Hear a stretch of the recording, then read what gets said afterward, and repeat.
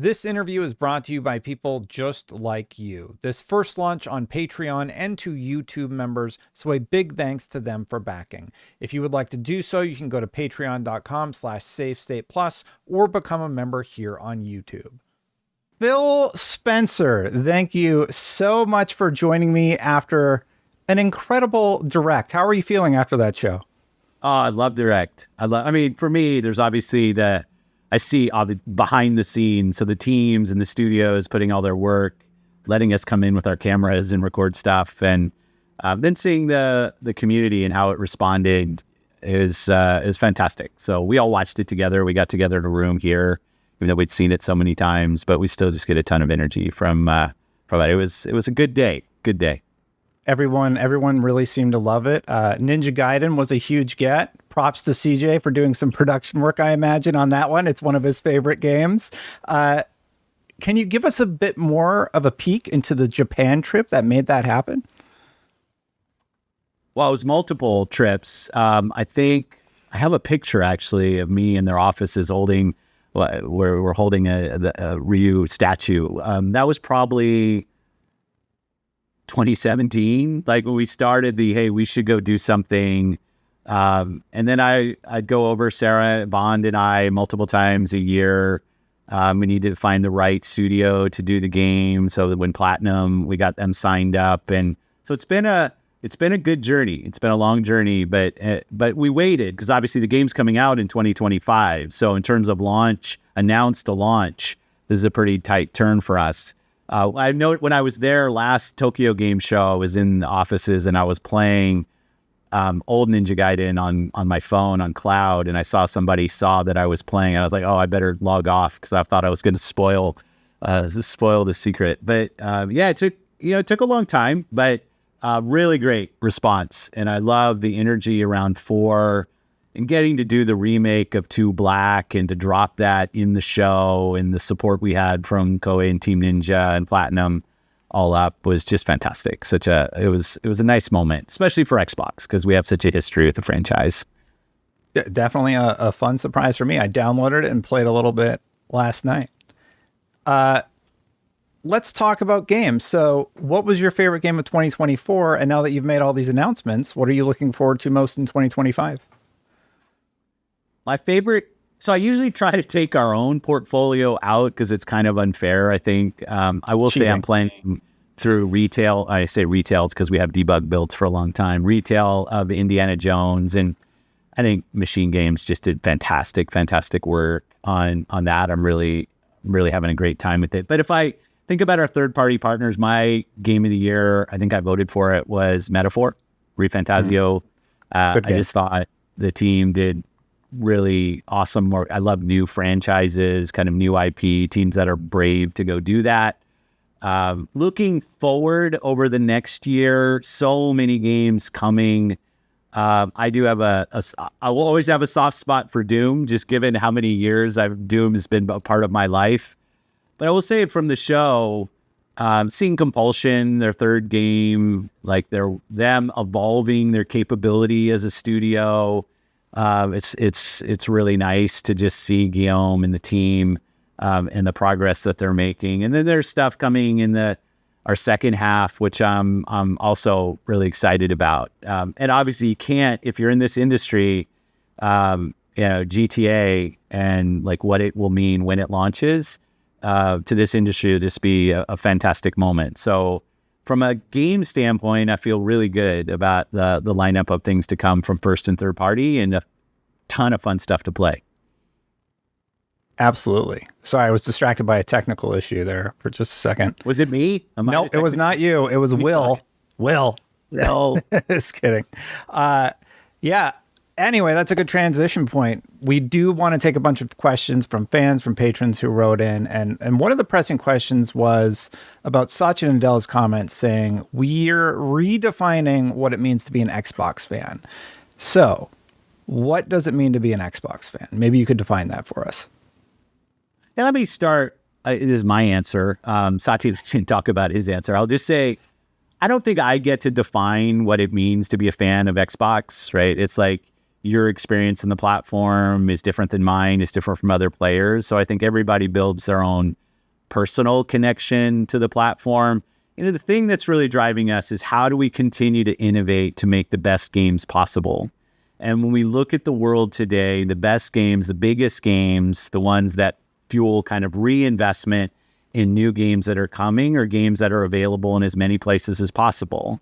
So I want Xbox as a platform to be world-class at connecting players and creators wherever those players might be. And whether it's on cloud, whether it's on PC, whether it's on our own hardware and our own platform, which we love, or other places, we're constantly working at Xbox to make sure that everybody can play the games that they want to play. One of the things I was really proud of yesterday at Showcase was we opened the show with the announcement that all of these games are play anywhere.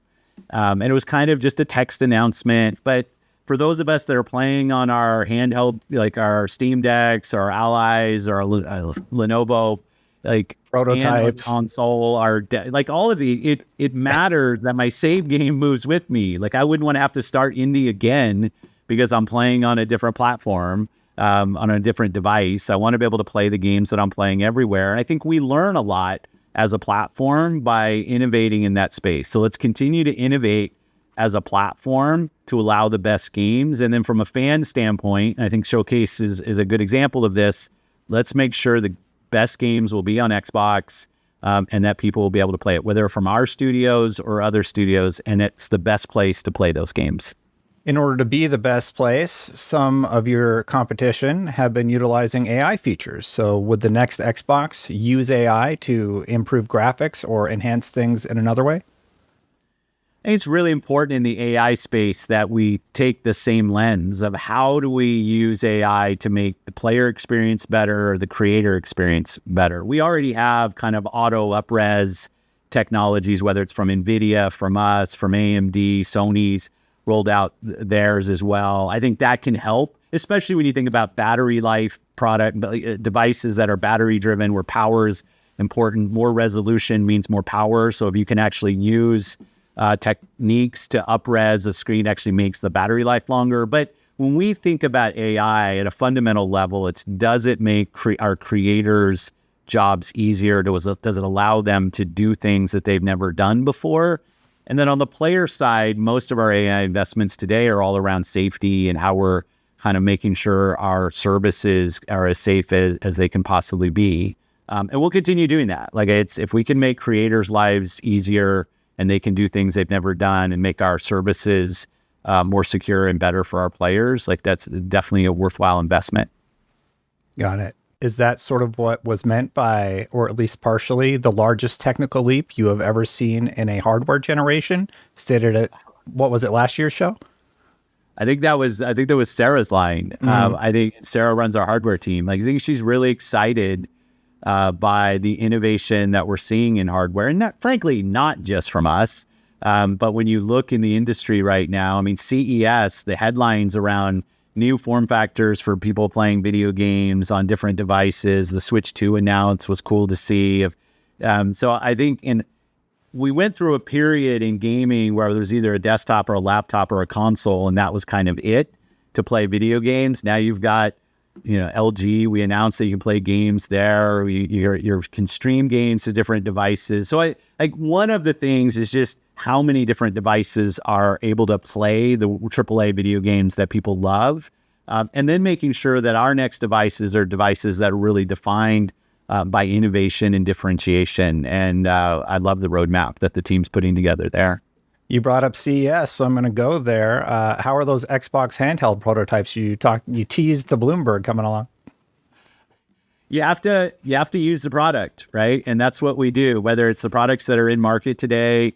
I think it's important, the partnerships that we have with the OEMs, thinking about our Xbox experience through the Xbox app and how it performs on smaller form factor controller-driven devices, how we're streaming, how Game Pass shows up. It's not just on the device side, but yes, device innovation has to happen, but also our services, our UI, our games tested on those platforms, on those screen sizes, on the devices that perform at that level of performance. It's a lot of work for us to stay on top of this, but it allows more people to play the great games that are out there. And for the industry, I just think that's a critical thing for us to be focused on right now. Yeah, ripping the Band-Aid off on that topic while you're there. Are all Xbox games going to PlayStation someday, or will there still be exclusives? How are those red lines looking these days? The the red line, just to be clear, was of me responding to an answer. Like, I sometimes gets positioned if I kind of ran out with a red lines T-shirt on. We are finding that our games shipping in on multiple platforms is a good thing for Xbox. It makes Xbox stronger.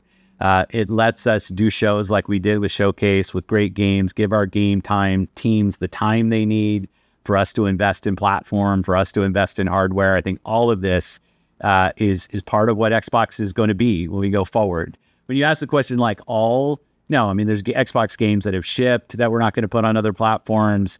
Some of the things we'll look at how they do, but you're going to see more games, not just shipping on PlayStation, shipping on Nintendo. We'll continue to support Steam the way that they ship.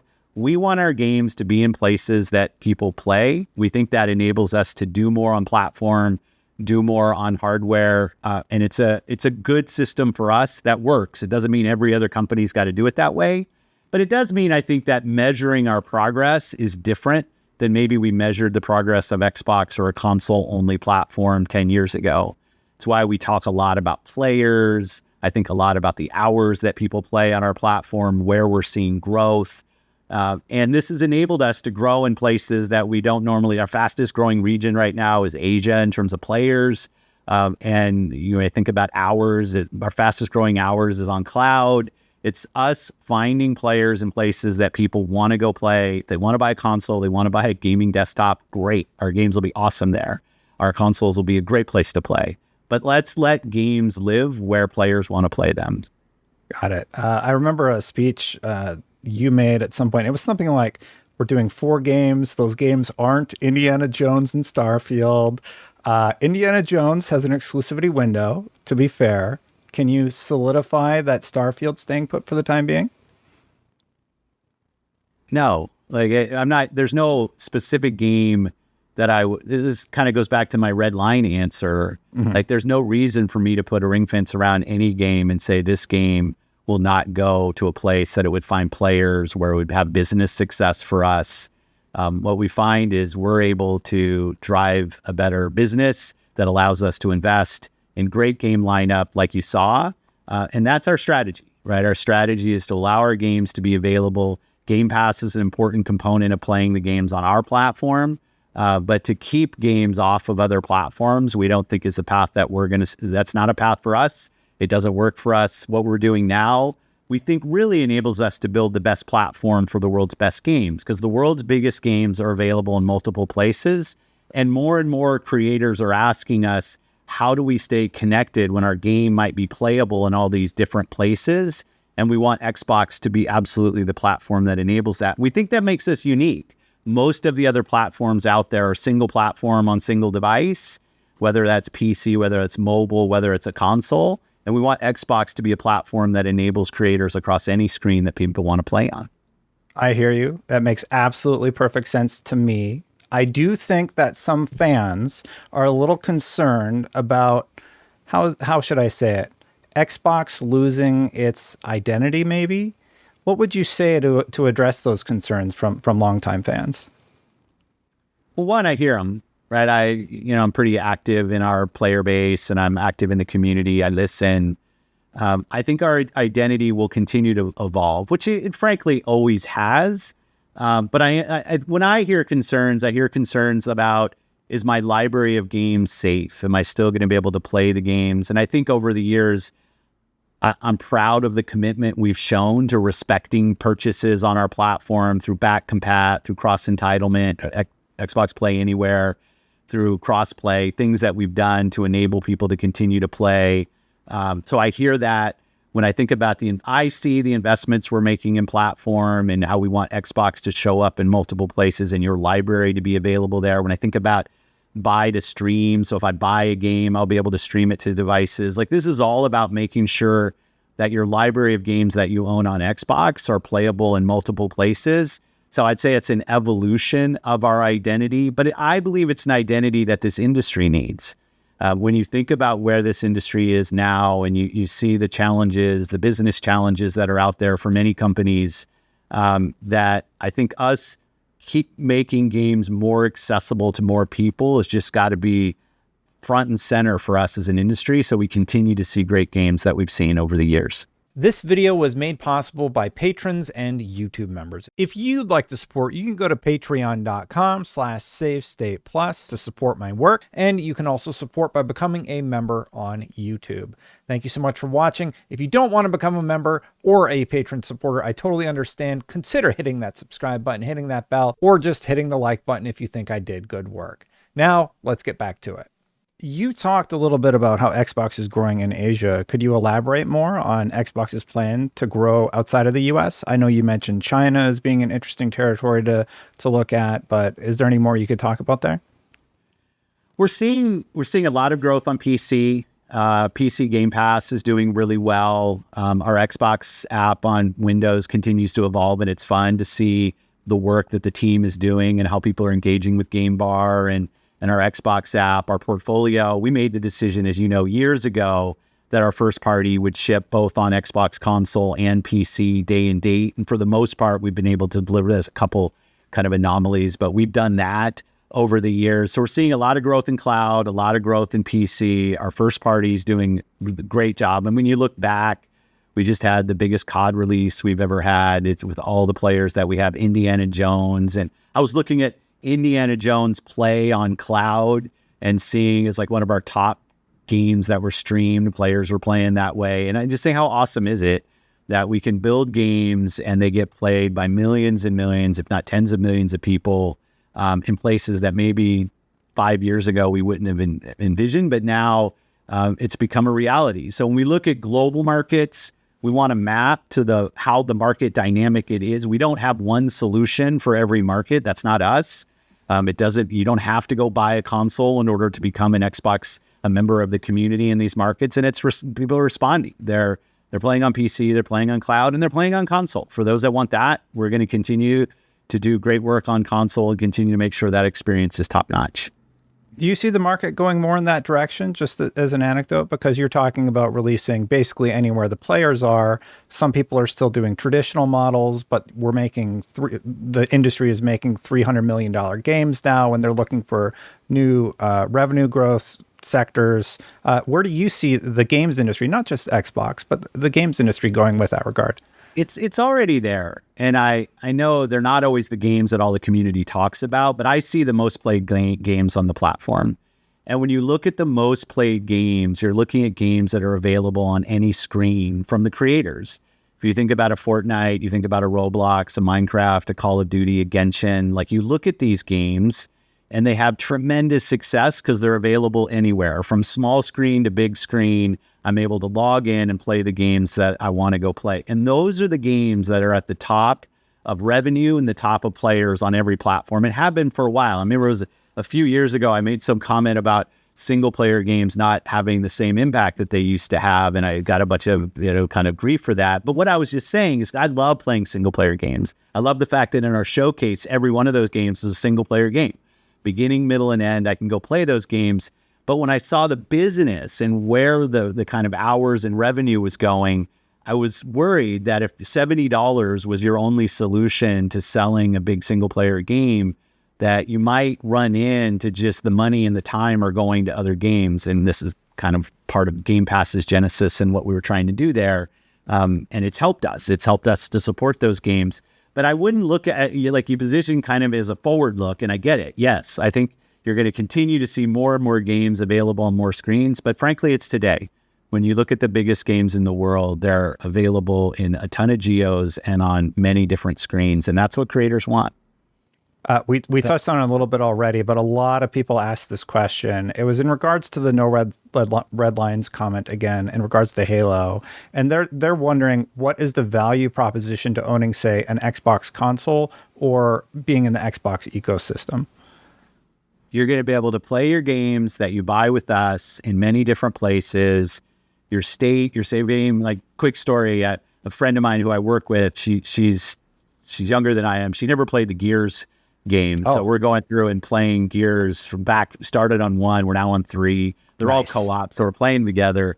And, the simple thing like logging in and seeing my save game from 2011 kind of populate, and I still get to go play.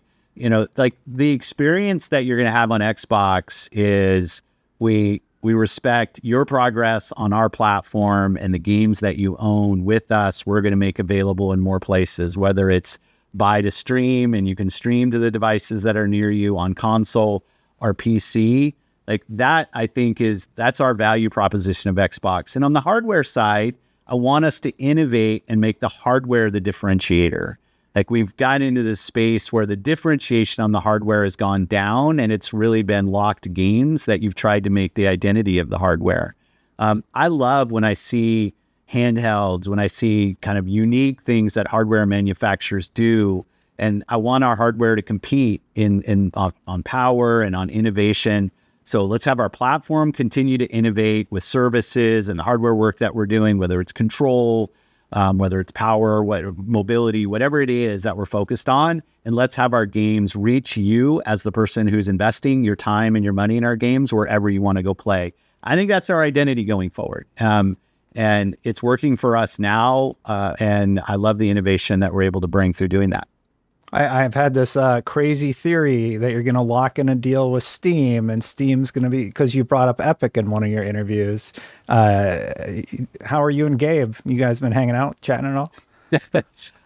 I wouldn't, like, we tend not to lock up things when we do. We have a great relationship with Valve, and I mean, obviously they're right down the road from us. And the conversations we have, listening to them as a developer on Windows, as a publisher on Windows, as a storefront on Windows, and the things that they would like to see. I know Jason Ronald at CES talked a little bit about our work on Xbox with our Windows team here. And I think us, as much as we listen to game creators on our platform, listening to what Valve and Epic and Discord and others have to say about what it means to be on Windows with a great gaming service, and how we as Microsoft and the Xbox team continue to evolve those things. Very, very important. Not like lock up kind of way, but their voice in the evolution of our platforms is so, so important. So confirmed, Steam on the next Xbox, confirmed. This is an interesting one. So I had reached out about this one, and I'm working on a separate thing, but I'll just ask you directly. Would you ever consider dropping or adjusting the Xbox Series S parity clauses with the Xbox Series X, those sort of requirements?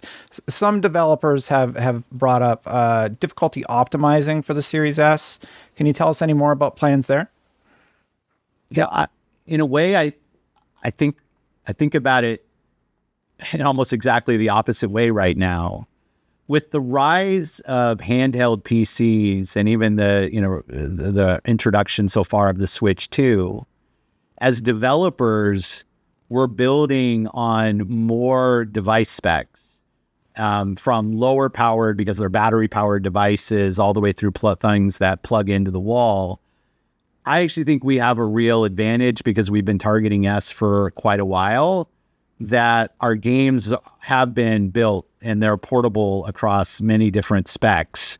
So when we look at something like a Steam Deck or a ROG Ally or something, we've got this S version of the games that's more tailored to the device specs of a lot of devices that frankly are getting introduced right now.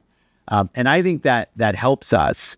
And frankly, the scalability of engines today allows them to scale from ray trace enabled multi-$1,000 graphics card on desktop PCs, all the way through a handheld battery powered device. So for me, S has been helpful in our portfolio. And I'm playing Indiana Jones on the S, and it looks great. So like it's definitely capable of playing current generation games in a great way. But most of your games that are going to be out there are going to be supporting these different devices. And the S spec of what it is actually maps pretty well to the devices that we're seeing introduced right now. So I think it actually is an important design point for teams going forward, that kind of power performance mix that you see in the Series S. Yeah, it is close to the Steam Deck. Close. But yeah, and the Steam... Well, anyway, I don't mean to go crazy there. Let's talk about the AA. the double A. I had the pleasure of producing one of the dev directs for, or not dev directs, the indie showcase for Xbox on the IGN side. How are you going to focus on double A games and indie developers in the coming years? We're going to continue to invest in the market. We obviously do a lot of, I'll call it kind of buying of content, investing in the market through Game Pass, which has been a good thing for us. I think it has us probably putting as much development funding into that space as any gaming company in the world. And I'm proud of that work that we do. But that's obviously just the Game Pass portfolio. So we want all games to be successful.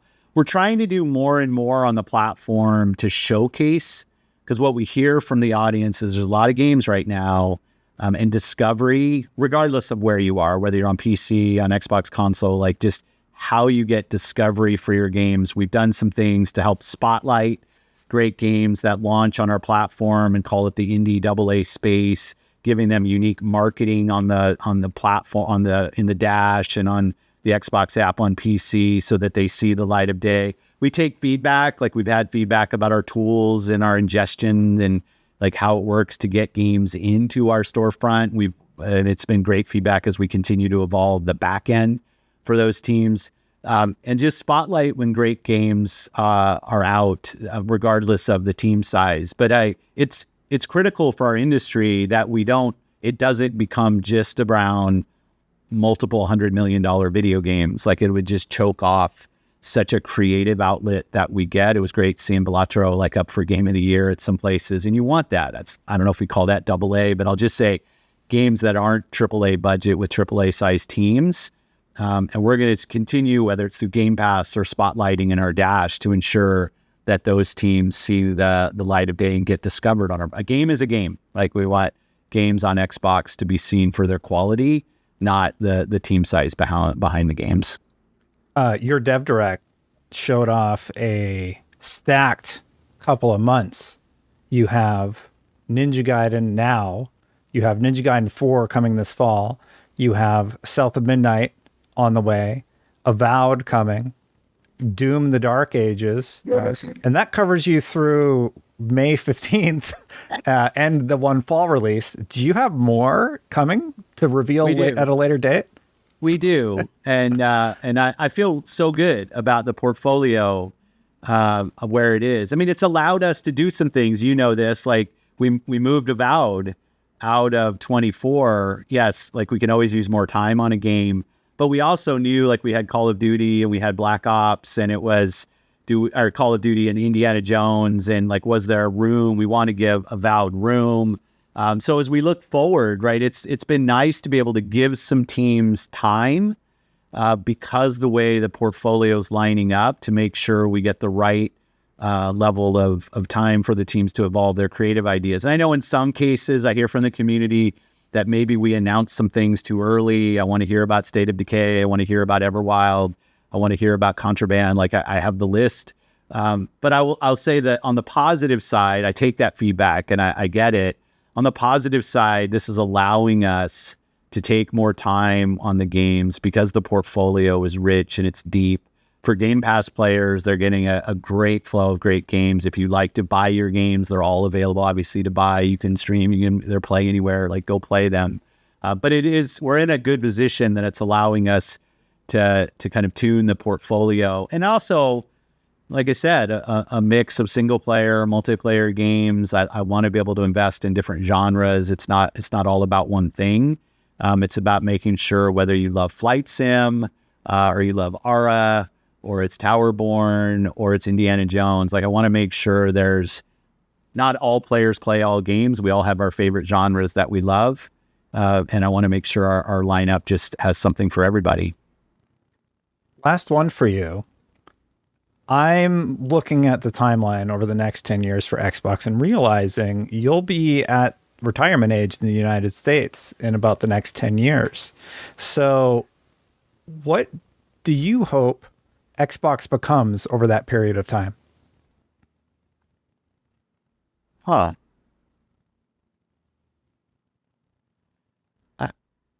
thing that drives me, there's two things that really drive me. One is more industry. where I have a fundamental belief that gaming is a good thing for the planet, that people coming together with interactive entertainment, talking about the stories that are told, collaborating, cooperating in games. I mentioned I'm playing through Gears and just what an awesome time it is. Some of my best friendships have been built that way. So I want gaming to continue to grow because I do think it's just a fundamentally important part of entertainment. I think it's better than any other form of entertainment. Yes, I'm biased, but I just love the way it builds community and bring things together. There's always things we should be careful of as an industry and how we learn, but I have a fundamental belief there. So then when I go to Xbox, I want us to be part of that. I don't want us to fall into we do tomorrow what we did yesterday because it's what we've always done. I don't want us to be afraid to innovate. Some of the things will work great, some of them won't, but let's stay nimble, whether it was back compat, which we weren't supposed to do because it was going to hurt game sales on the next gen, whether, it's even like going back to live, but I think about whether it's Game Pass and whether that's a good thing. I remember the debates around whether we should allow free to play on console and should subsidized hardware have free games, and that'll be but like, let's make sure that we stay as a team that's willing to take risks, learn from the things that work and from the things that don't work, and that our teams feel like they can take those risks and be rewarded. We're not perfect there, but it's something I aspire for with the teams. And like if I could enable anything in my time here, it would be that we continue to innovate, not be defined by what was yesterday, but looking forward to what creators and players want tomorrow. Bill, that was a really great answer. Thank you. I didn't think about it before. Yeah. Well, I was just looking at the timeline, realizing that, Shuhei Yoshida just retired and yeah, maybe it's good friend of mine. Congrats to him. Like his role in this industry, Ted Price. Yeah, Ted Price. I exchanged some mail with Ted. We did Sunset Overdrive with him in the role that he's played with independent developers. David Haddad from Warner Brothers. Like it's it's always a turnover, but it's good. With every move on for any of us, it means more new voices and new perspectives in this industry, and I think it can continue to evolve and grow. Well, thank you so much for making time to chat with me today. It has been an absolute pleasure, and thanks for watching. When can we hear next from Xbox? What social platforms do you want to plug? No, I don't want to do that. I was going to say something else. I was going to say congrats to you. Like what you're doing and kind of going off, doing your own thing. I've always appreciated your voice. And the last time you and I were on was maybe Gamescom in a sweaty booth somewhere where we had a discussion. But I've always appreciated your point of view in the industry. It's brave, the step that I love the way you talked about, leaving your dream job. But I think it's the same thing. Like you can't be defined by what you did yesterday. And the role that you play in the industry is an important one, and kudos to you for being brave and trying something new. And I really wish you the best in all of that, because I think you're an important voice. Thank you so much. I'll keep trying to be better. And I appreciate all it. of us. All right. All right, I'll cut there and do the outro. Thanks, Phil.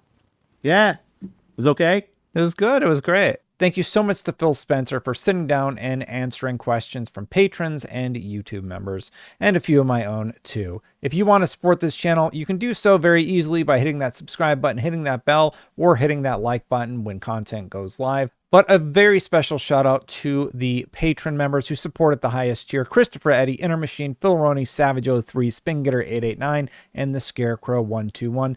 There are a ton of supporters for this channel. Thank you, everyone. If you want to see some of my other work, be sure to check out my Assassin's Creed Shadows preview, and I'll see you for the next one. Bye for now.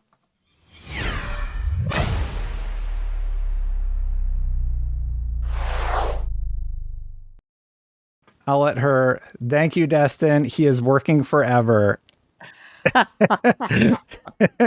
Thank you.